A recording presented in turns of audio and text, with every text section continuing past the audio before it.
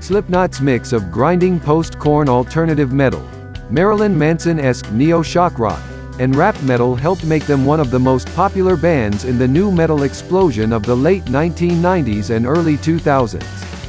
But even more helpful was their theatrical, attention-grabbing image. The band always performed in identical industrial jumpsuits and homemade Halloween masks, and added to their mysterious anonymity by adopting the numbers 0 through 8 as stage aliases. Add to that a lyrical preoccupation with darkness and nihilism, and an affectionately insulting name for their fans named Maggots, and Slipknot's blueprint for nu metal success was set. Emerging in 1995, the Grammy Award-winning band issued their eponymous debut album in 1999 and went mainstream with subsequent gold and platinum efforts like Iowa in 2001, All Hope Is Gone in 2008, We Are Not Your Kind in 2019, and The End So Far in 2022.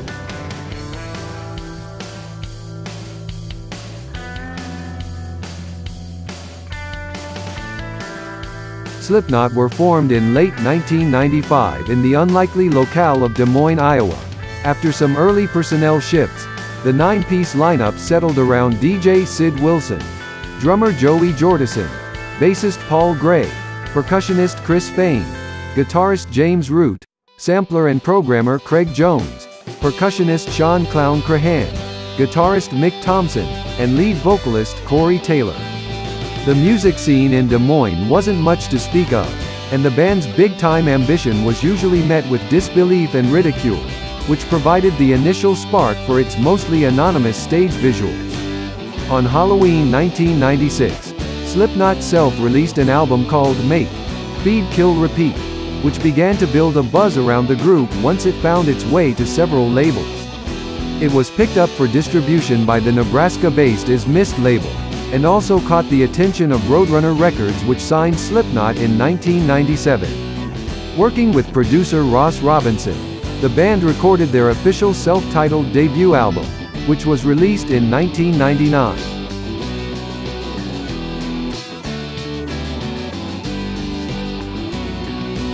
They gradually built an audience through near-constant touring, working their way up to the Summer Ozfest package tour, which really expanded their audience. Their live shows were a much-discussed hit with metal fans, and the band performed with such energy that Crahan gashed his head open on his own drum kit twice that summer, requiring stitches both times. The tracks Wait and Bleed and Spit It Out got the band some airplay, but most of the buzz came from touring and word of mouth.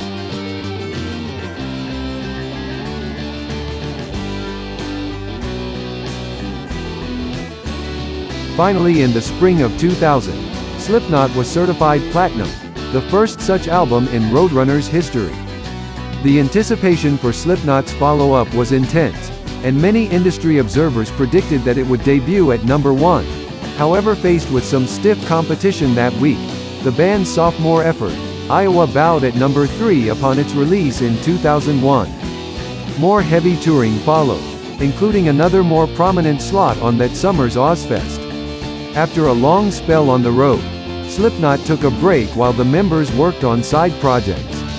The band set up its own label, Maggot Recordings, and signed a band called Down the Sun, whose lead singer had served as Crahan's drum technician. Wilson meanwhile began G'ing solo under the name DJ Starscream, and Root and Thompson both worked on solo material. Drummer Jordison worked with a side group called The Rejects, where he'd actually served for quite some time as guitarist. Taylor started a side band called Superego, and also contributed a solo song titled Bother, to the soundtrack of the 2002 blockbuster Spider-Man.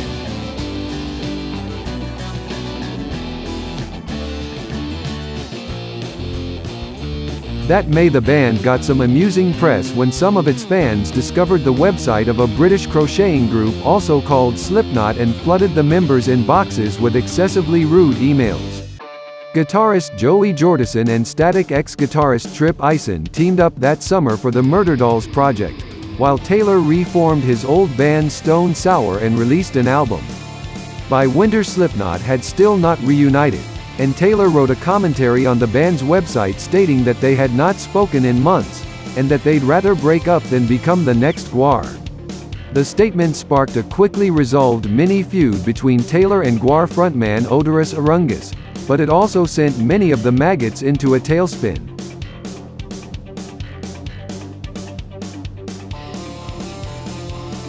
By early 2003, Taylor had retracted his comments, and announced plans for a new Slipknot album. That August the entire squad decamped Iowa for LA, where they began work on the new record with producer Rick Rubin. Pulse of the Maggots appeared in early 2004 as an exclusive download. It was followed by a full track listing for Volume 3 The Subliminal Verses.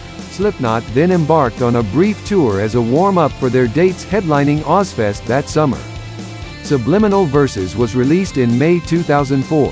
It peaked at number 2 on the Billboard 200, and the band toured steadily for the next year and a half in support.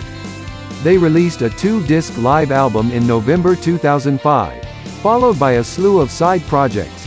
Taylor and Root formed Stone Sour, while Jordison sat in with Ministry and Korn before releasing their 4th full-length album, All Hope Is Gone, in 2008.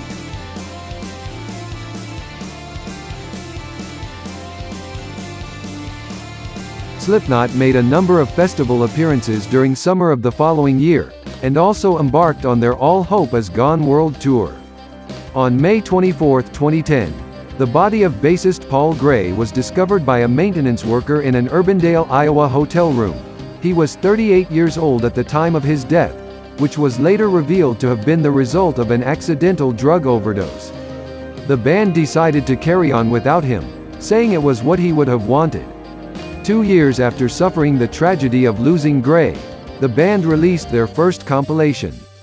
Spanning 13 years of output, Antennas to Hell The Best of Slipknot brought together the best studio cuts from Corey Taylor and company, along with a selection of bonus material, including their full performance at 2009's Download Festival.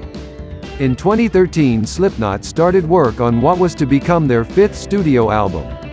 During the recording process, it was revealed that drummer Joey Jordison had left the band under murky circumstances which were widely thought to be acrimonious, and that the band had recruited a new rhythm section.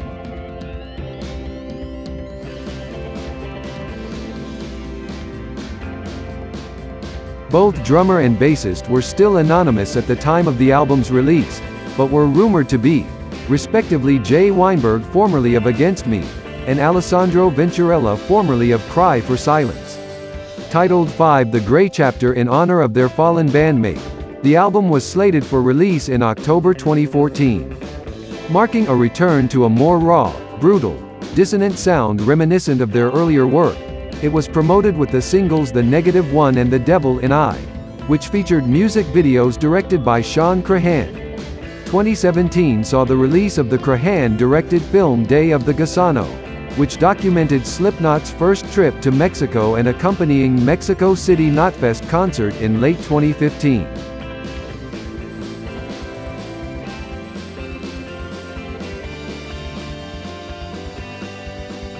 Also around 2015, the band hinted that they would return to the studio. It wasn't until late 2018 that they delivered on the promise with the standalone single All Out Life. The band's critically acclaimed 6th studio album, the Greg Feidelman-produced We Are Not Your Kind, arrived in August 2019 and debuted at number 1 on both the US Billboard 200 and the UK Albums Chart. Original drummer Joey Jordison died on July 26, 2021 at the age of 46. 2022 saw the release of The End So Far, the band's final album for Roadrunner Records and the first Slipknot effort to feature percussionist Michael Pfaff.